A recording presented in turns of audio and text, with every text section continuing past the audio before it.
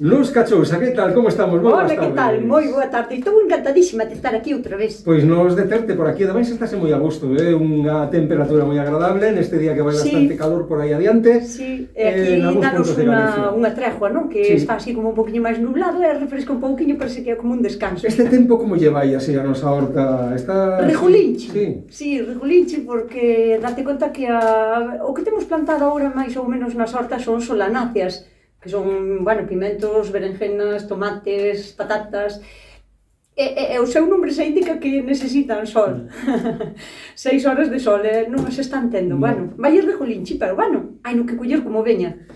Iago, tes aí unha manchea de preguntas, de curiosidades dos ointes a tarde, agora as que imos darlle solución. Si que a pouco máis teño que traelas en guindastre, porque xa pesan. Ai, Dios mío.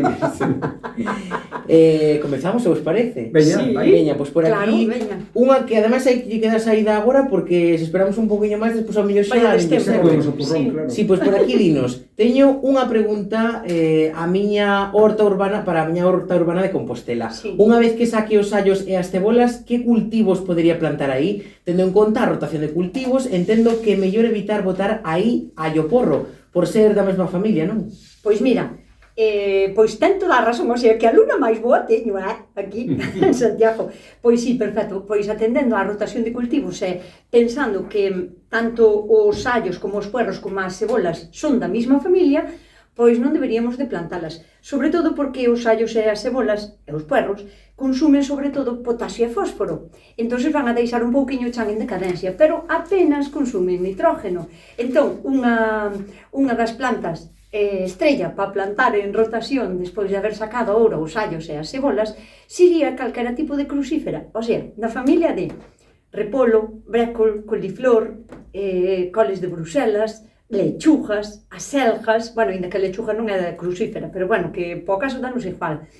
Estaría genial que cultivara cousas que llevamos a comer a folla, por simplificalo así un montón. E que encantada estou de que me sigan os consellos e así, que guai. Sí, vemos que demais vai a máis, que cada vez xente de todo tipo, de toda idade e condición a que se suma a esta especie de horta colectiva que estamos facendo entre todos. É verdade, é Eu verdade. estou desexando que alguén me ceda algo de terra para empezar xa. En macetas. Sí, pois veña. Pois mira, nos que agora vouche contar que acaboche de facer aquí unha fake news, unha mentira, porque a pregunta que corría un poquinho máis de presa era esta que che vou ler a continuación. Todas corren presa. Trabuquei, todas corren presa. Vienes por aquí. Hola, Nuska, quería saber que me recomendas facer porque vou estar fora de vacacións máis ou menos as 3 primeiras semanas de agosto. Bien. Teño un anaco de horta que acaba de quedar baleira, pero supoño que non ten sentido que semente ou plante algo agora no que queda de mes. Hai algo que lle poida facer a ese pedaciño de horta para que descanse e non lle nazan ervas? Cubrila con cartón é boa idea ou vaise requentar moito a terra? Bueno, mira... E bo verán a Nuska e a todo o equipo da radio. E a todo o equipo, bueno, pois, bo verán tamén para a querida oyente e máis que pasen unhas vacacións boas. Supoño que o que quere é a miña opinión, porque vai a encontrar moitísimas respostas á súa pregunta que van a ser totalmente contradictorias. Eu sempre son da escola que di que o terreno hai no que deixar ser, con mayúsculas. O sea, se vai a estar fora 3 semanas, para que lle vai poñer cartón? O sea, deixa o respirar, deixa que lle medren ervas. Que lle medren ervas a un terreno non é unha cousa mala, porque as raíces van a oxigenar o terreno, van a furalo, van a abrir e van a oxigenar. E sempre van a ir vivir a carón desas raíces bacterias que vivan en simbiosis con esa planta, o sea que sempre van a beneficiar o terreno que o deixemos ser, non? E despois, cando veña que arranque todas as ervas e que empece a plantar. Que, por certo, claro, se se vai agora, 3 semanas, xa empezamos casi en agosto, agosto, na primeira luna menguante de agosto, xa podemos empezar a sementar as ravisas para ter despois grelos. Así que eu a miña recomendación é que cando non uses un terreno, non frenes a súa creatividade, deixa-o ser, olvídate dos cartóns, non son necesarios e son contraproducentes aínda encima. Deixemos que o terreno faga o que queira e depois o adaptará. Pois veña, esa é a opinión ou a resposta que che dá Luz Cachousa e agora buscamos outras preguntas dos ointes da tarde. Neste caso, un ointe que se atreveu cun audio. Hola, boas, Nuska. Nada, pois fago a mesma pregunta da semana pasada, dos aguacates. Quero saber, a ver se me podes dicir que condición necesitan para que terreno e todo eso, porque xa tuve 3 variedades distintas e a min a verdade que non se me dá nada ben. Sufre moito no inverno e despois no verán non recuperan e nada, pois nada, veña. Vale. Un saludo. Un saludo, chao.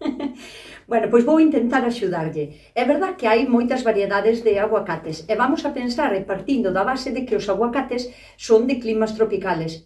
Nós temos, non nos acercamos tanto ao Ecuador, pero bueno, o noso clima máis ou menos é un pouquiño máis atemperado. O que pasa é que non sei de onde é ele.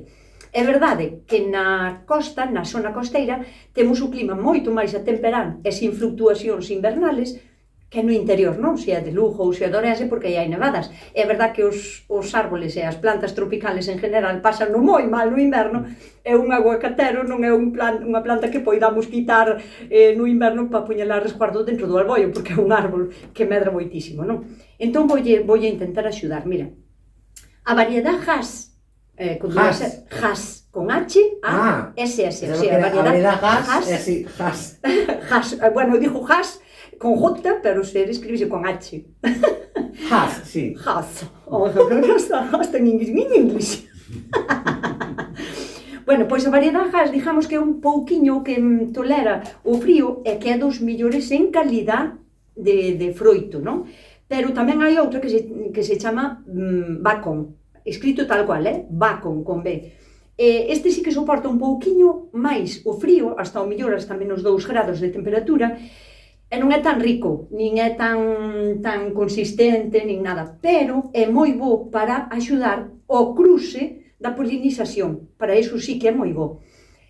Fora destas dúas variedades, pois non lle recomendo ningún outro, porque son árboles que é verdad, como di el, sufre moitísimo no inverno, no que pasa que pois non lle dá tempo a recuperar. Bueno, pois vamos a pensar que o primeiro que temos que facer é buscarlle un lugar resguardado, sobre todo do vento do sur, porque son ventos moi agresivos e son ventos fuertes, e que lle afectan moitísimo, porque quedan despois dunha ventoreira, quedan como queimados, parece que teñen un hongo incluso, e só é porque lle afectou moito o frío e o vento. Entón, vamos a buscar un sitio ao resguardo do vento sur todo canto máis poda. Por exemplo, ao lado dunha casa, ao lado dun muro ou dun invernadero, non? Ou ao lado de algo que aba moi alto, non? Para que lle quede como ese calor residual que dá nunha parede e despois queda como calor residual, que lle vai a sentar moi ben. Despois, en canto ao suelo, sea máis ácido ou non sea tan ácido, que aquí en Galicia temos un chan bastante ácido, non lle vai a interferir tanto como que o suelo teña que ser totalmente drenado, non pode ser un suelo compacto.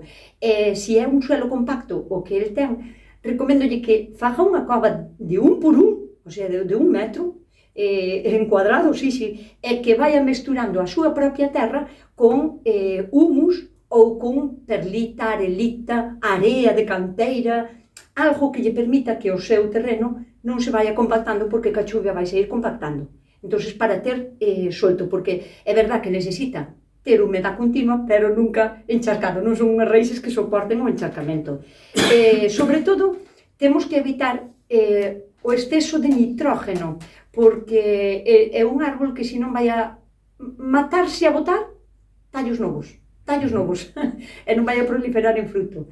O sea, que sí que lle fai falta fertilización, pero vámonos a ir a algo que teña ou menos cantidad de nitrógeno ou sempre aportarlle compost e humus en temporadas de primavera, cando empezas a despertar, antes de que empeces a ca floración. Isto que tamén o fixen eu co meu arboliño que teño grandísimo, os primeiros anos ten que cubrilo, teñe que poñer 4 ou 5 estacas e cubrilo con un plástico, unha lona antierro, unha malla cortante desas de vento que hai ou que sexa. Na primavera destapalo e no inverno tapalo, polo menos nos 4 ou 5 primeiros anos. Iso é primordial, e sobre todo se xa ten a mala experiencia o pobre de que non lle foron arriba. Non sei, pois nada máis, moita paciencia, porque o aguacate non é que dea rapidísimo fruto. Eso, se o resguardamos do frío, penso que ten a mitad ganado. Pois veña, moito ánimo e a que vayan adiante eses aguacates. Agora seguimos con Luz Cachousa. Pois veña, imos aproveitar estes minutos que ainda temos por diante nesta sección de Nusca Chousa para dar resposta e satisfacción aos ointes da tarde, Iago. Por aquí, unha desas ointes é Belén de Ortoño, no Concello de Ames, que a pregunta que lle fai a Nusca é en relación a unha foto que nos achega preguntándoche se isto é mildiu. Envía unha foto e, en caso afirmativo, pregúntache como pode tratalo. Por certo, é unha planta de cogombro. De? A ver, Cogombro, de pepinillos. Sí, De pepino ou pepinillo, notase ben pola folla. É verdad que ten unhas manchiñas amarillas, pero poden ser calquera tipo de hongo. O que está claro é que é un hongo. Que é mildio, pode ser, pero neste caso non nos importa tanto reconocer a enfermedad, sino tratala xa canto antes. Os pepinillos, que parece que nos olvidamos, para min, no meu caso, esta é unha opinión personal, que hai quen os deixa a ras de chan. Necesitan ser entutorados, sobre todo na nosa terra, porque temos moitísima humedad e os hongos viven perfectamente en entornos moi húmedos onde se manteña a humedad. Co cal, se os poñemos entutorados e cara arriba, vamos a conseguir que se sequen, non? Da humedad da noite, do rocío, de haber regado, tal. Bueno, regar nunca por encima das follas, por favor. E menos este tipo de cousas, non? Todo tipo de curcubitáceas réganse exclusivamente a ras do chan e na raíz. Despois, o primeiro que lle vou a dicir é que intente cortar con unha tixeira para non facerlle daño á planta todas as follas que teña manchadas, que non lle importe quitar en exceso, porque as que están dañadas non van a ir a mellor. Entón, vámoslas a retirar, que non as composte e que as saque da horta, ou sea, nunha bolsiña de basura e á basura, que tire con elas, que se desfaja delas. Despois, ten que actuar canto antes. E pode botarlle, se ten cola de cabalo estaría genial, senón que se faja con cola de cabalo, porque é das mellores cousas que lle podemos botar á horta, ecológicamente falando, para tratar casi calquera tipo de fungo. Pode ser de cocción ou pode ser purín, ou as dúas cousas combinadas, porque non son excluyentes unha da outra, non? Digamos que se complementan moi ben.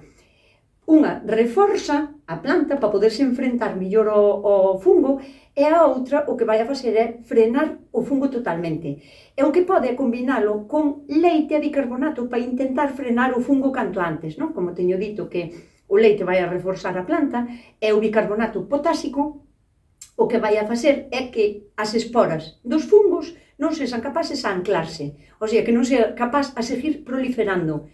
Neste tempo que lle damos de respiro á planta, vai a ser capaz de sacar brotes novos, vai a ser máis fuerte que a enfermedad e conseguiremos levála arriba. Así que, nada, con estes consellos, eu estou segura que lle vai a ir ben. Seguro que sí.